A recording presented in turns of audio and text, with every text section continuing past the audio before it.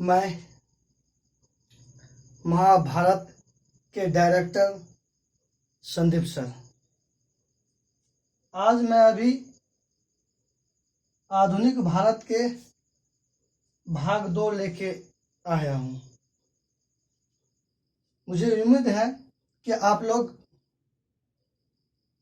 को मजा आएगा, इसीलिए मैं कहता हूँ रख हौसला वह मंजर भी आएगा, रख हौसला वह मंजर भी आएगा, प्यासे के पास चलकर समुंदर भी आएगा।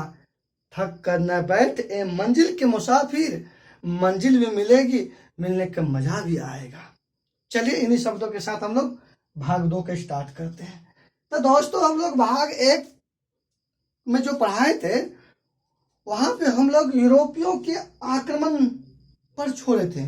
मतलब हम लोग आज देखना कि यूरोपियों का आक्रमण क्या है, कि जिस प्रकार से हम लोग भाग 1 में देखे कि हमारे भारत पे सबसे पहले ईरानियों ने आक्रमण किया, तो उसके बारे में देखें।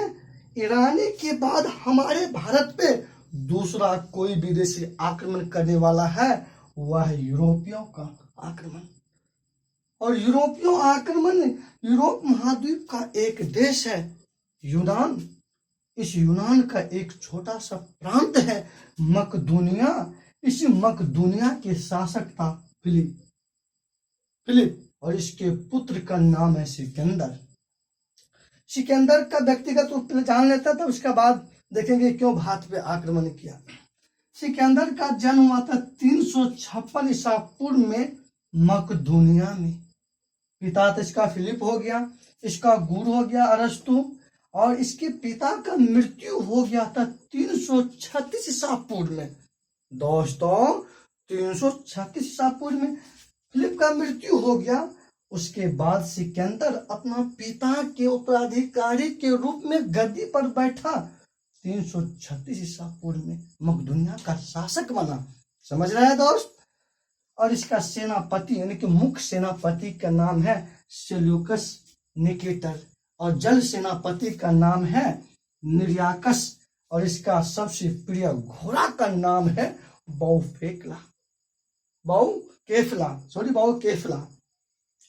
अब ये सिकंदर जब 336 ईसा पूर्व में ये मकदूनिया के गद्दी पर बैठा, तो ये खुली आंखों में स्वप्न देखने लगा कि मैं विश्व को जीत लूंगा, विश्व हमारे मुट्ठी में रहेगा, विश्व पे हमारा हुक्म चलेगा।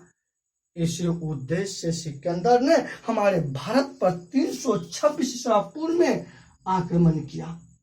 कितना ईसा पूर्व में? 326 ईसा पूर्व में आक्रमण किया। सिकंदर भारत के उस भाग पर आक्रमण किया दोस्तों, अरे जिस भाग पर ईरानी ने शासन कर रहा था।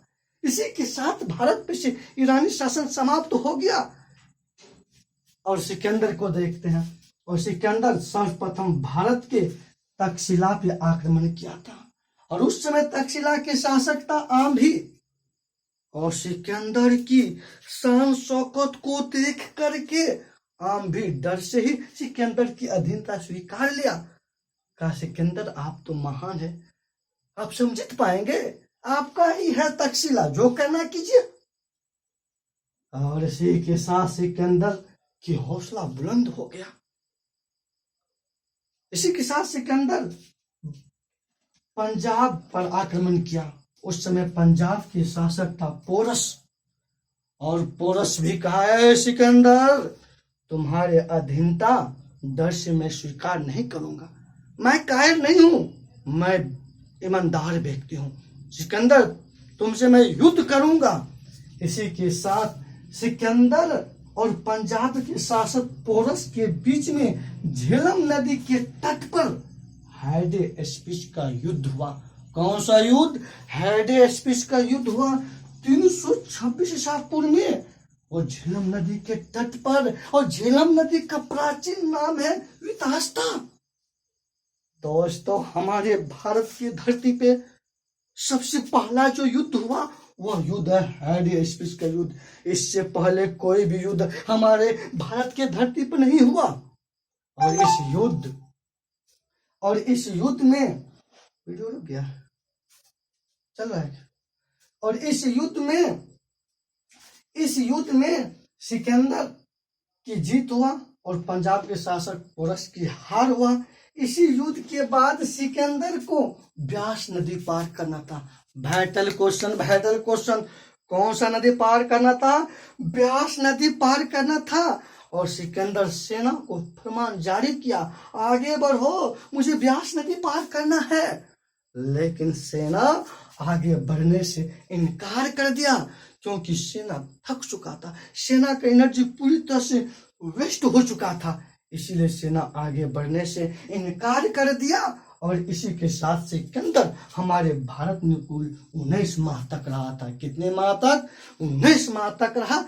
और 19 माह के बावजूद सिकंदर सेना को फरमान जारी किया, आगे बढ़ो, मुझे ब्यास नदी पार करना है। फिर सेना आगे बढ़ने से इनकार कर दिया और अंत में सिकंदर ने यह फरमान जारी किया कि हम जिस रास्ते से होकर भारत पर आक्रमण किए, उसी रास्ते से होकर के हम